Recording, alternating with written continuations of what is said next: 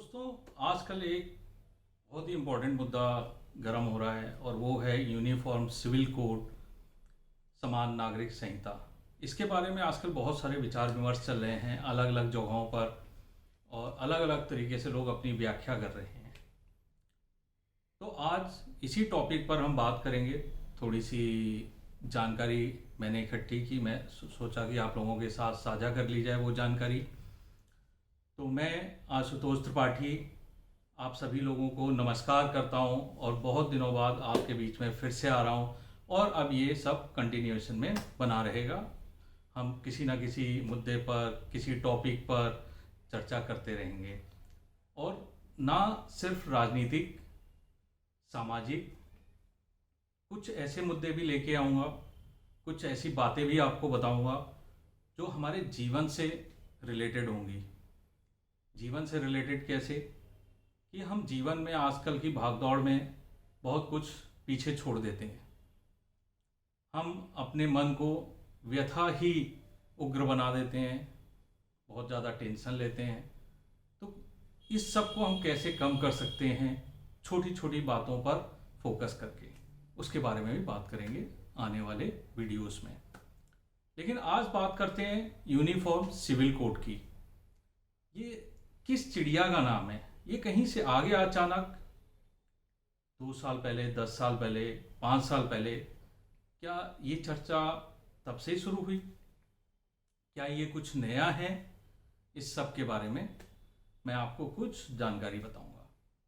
सबसे पहले तो हमें ये सोचना होगा कि यूनिफॉर्म सिविल कोड, समान नागरिक संहिता, क्या पहली बार कहीं से आया है?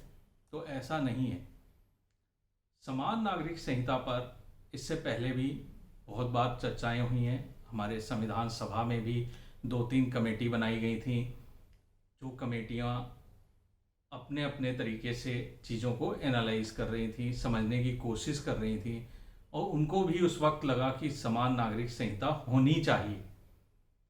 और उसके लिए उन्होंने डिबेट किए, डिस्कशन किए, लेकिन फाइनली कुछ लोगों ने अपोज किया कि नहीं, अभी देश हमारा आज़ाद हो रहा है, अभी देश इस चीज़ के लिए तैयार नहीं है, पहले हमें सबको इकट्ठा करना पड़ेगा। आपको पता होगा उस टाइम पर बहुत सारी रियासतें होती थी, अलग अलग प्रदेश भी अच्छे से जुड़े नहीं थे। तो कहा गया कि इसको अभी हम रखते हैं, हम कोशिश करेंगे ये चीज़ें आगे हों।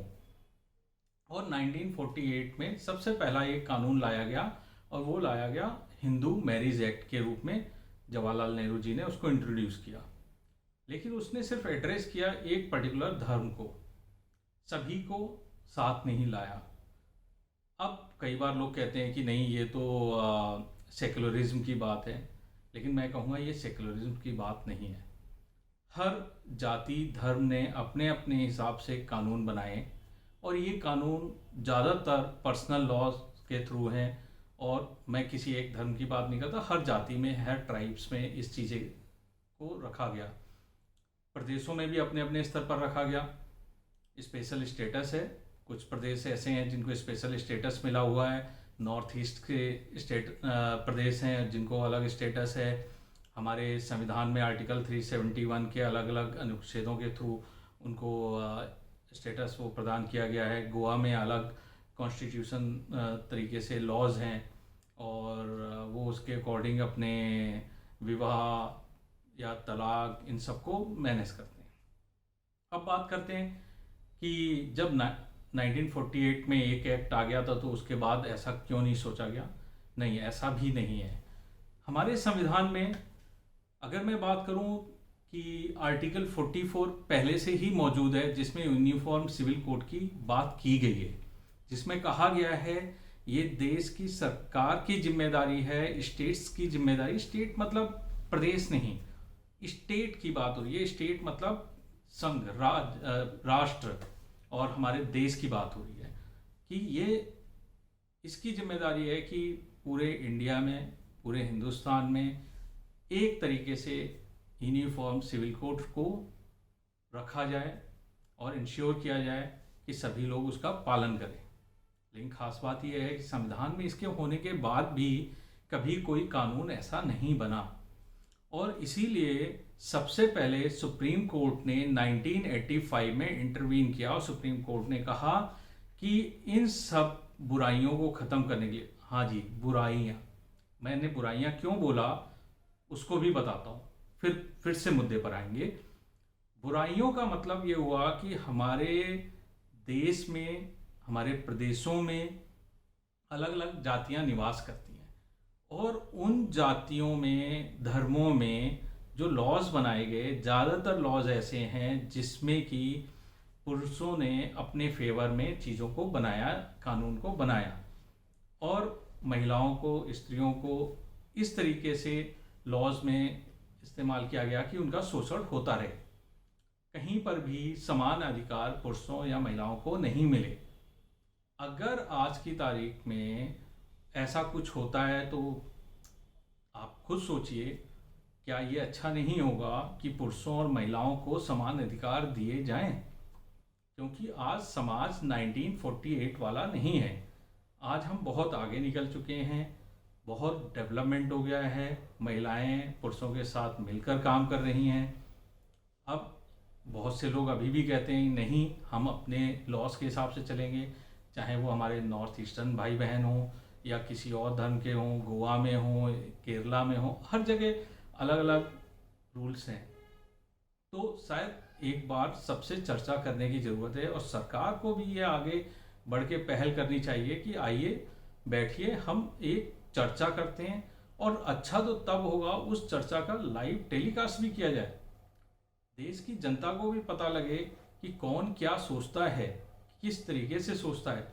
क्योंकि यहाँ पर कोई सेक्युलरिज्म की बात नहीं है, कोई किसी को धर्म में पूजा पाठ करने से नहीं रोक रहा है, अपने धर्म को मानने से नहीं रोक रहा है। यूनिफॉर्म सिविल कोड कुछ बातों पर फोकस करेगा।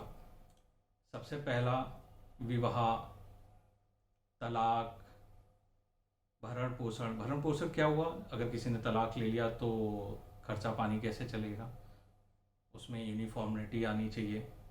या फिर वसीयत, इन चीज़ों पर फोकस किया जाएगा। या बच्चे गोद लेते हैं लोग, उसके बारे में लॉज हो सकते हैं।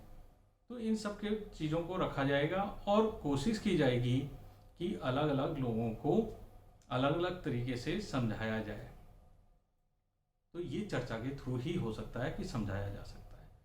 लेकिन अगर हम बात करते हैं यूनिफॉर्म सिविल कोड की, तो वो तो ऑलरेडी मौजूद है। आर्टिकल 44 में क्लियर लिखा हुआ है यूनिफॉर्म सिविल कोड, और उसको परिभाषित किया गया है कि this is the responsibility of state to maintain uniformity across territory of the India. So that needs to be applied everywhere. और इसीलिए सुप्रीम कोर्ट के जजेस ने हर बार मैंने क्यों कहा, क्योंकि 1985 में पहली बार बोला सुप्रीम कोर्ट ने, लेकिन उसके बाद सुप्रीम कोर्ट इस बारे में 8 से 10 बार बोल चुका है कि पार्लियामेंट को जल्दी से जल्दी यूनिफॉर्म सिविल कोड जैसे कानून को लाना चाहिए और जो अभी डिफरेंसेस हैं हिंदुस्तान में उनको ख़त्म करना चाहिए। और उसका एक बहुत बड़ा कारण भी है। पहले शादियाँ होती थी और वो शादियाँ होती थी एक ही धर्म में, एक ही जाति में लोग करते थे। आजकल क्या है, कोई हिंदू मुस्लिम से शादी कर रहा है, मुस्लिम हिंदू से, हिंदू सिख से, सिख मुस्लिम से, या ट्राइब्स में भी अलग अलग शादियां होने लगी हैं। अब वहाँ पर सिंगल लॉ तो चल नहीं सकता किसी एक ट्राइब का, एक किसी रिलीजन का। अच्छा तो ये होगा कि हम सभी संविधान मानते हैं और जो संविधान में कहा जाए सभी के लिए, वही सबको मानना चाहिए। ये समान नागरिक संहिता के बारे में सोचने की ज़रूरत है सबको। और ऐसा नहीं है कि सिर्फ बंद दिमाग से सोचा जा सकता है, खुले दिमाग से सोचना चाहिए सबको। और अगर आपको लगता है कि इस बारे में आपको भी और जानने की ज़रूरत है, तो मैं कहूँगा आप जाइए संविधान में कुछ चीज़ें पढ़िए। नॉर्थ ईस्टर्न स्टेट्स के लिए जो स्पेशल स्टेटस दिया गया है उसको पढ़िए कि कहाँ कहाँ क्या कहा गया है। कोई भी धर्म को टारगेट नहीं कर रहा है। जब यूसीसी की बात होती है, धर्म का उससे कोई लेना देना नहीं है, किसी भी धर्म का, चाहे वो हिंदू हो, मुस्लिम हो, सिख हो, ईसाई हो, सब एक हैं, सब भारतीय हैं। और अगर हम इस भारतीयता की माला में सबको पिरोना चाहते हैं तो ये बहुत ज़रूरी है सबके लिए समान कानून हो। भाई हम एक तरफ कहते हैं हम भारतीय हैं, हम एक हैं, हम एक, हमारा एक देश है, हमारा संविधान है, तो इन सब चीज़ों के लिए भी तो कानून एक ही होना चाहिए और पुरुषों महिलाओं को एक समानता मिलनी चाहिए। तो इस पर ज़रूर आप पढ़ें। आपके कोई भी प्रश्न हैं मुझे भेजें, कमेंट्स लिखें, कोशिश करूँगा कि आपके प्रश्नों का जवाब दे सकूँ। सबसे पहले आप कोशिश कीजिए कि संविधान के बारे में थोड़ी जानकारी इकट्ठी कीजिए, आर्टिकल्स, शेड्यूल्स पढ़िए, जो अलग अलग शेड्यूल्स दिए गए हैं नॉर्थ ईस्टर्न स्टेट्स के, या फिर आप लॉज पढ़िए अलग अलग स्टेट्स के, चाहे वो गोवा हो, केरला हो या नॉर्थ ईस्ट स्टेट्स हों। उनके बारे में जब आप पढ़ेंगे आपको लगेगा हाँ, कहीं ना कहीं सभी प्रदेश इस मामले में अलग अलग बटे हुए हैं, और अगर हमें सबको एक साथ लाना है तो ऐसी चीज़ों पर चर्चा होती रहनी चाहिए। मैं कभी इस चीज़ के फेवर में नहीं हूँ किसी चीज़ को ज़बरदस्ती इम्प्लीमेंट किया जाए, क्योंकि जब हम किसी चीज़ को ज़बरदस्ती इम्प्लीमेंट करते हैं तो उसका रिएक्शन भी अच्छा नहीं होता, लोग मानते नहीं हैं, लोग कहते हैं हम क्यों माने, हमारे ऊपर ज़बरदस्ती चीज़ थोपी गई है। तो सबसे अच्छा और स्वस्थ तरीका लोकतंत्र में यही है कि सब लोग मिल बैठें और चर्चा करें और उसको इम्प्लीमेंट करें और भारतीय सभ्यता को एक नए आयाम तक पहुंचाएं। बस यही आपसे कहना था, क्योंकि यूनिफॉर्म सिविल कोड चर्चा का विषय है, सोचा आपको बताऊं कि ये नया नहीं है, ये ऑलरेडी आर्टिकल 44 में लिखा हुआ है। इसके अलावा बाकी जो आर्टिकल्स हैं वो भी हैं जो दूसरे स्टेट्स को स्वायत्तता देते हैं। इसके साथ ही आज मैं आपसे विदा लेता हूँ और इसके बाद फिर से मिलेंगे किसी और नए टॉपिक पे। नमस्कार, जय हिंद, जय भारत।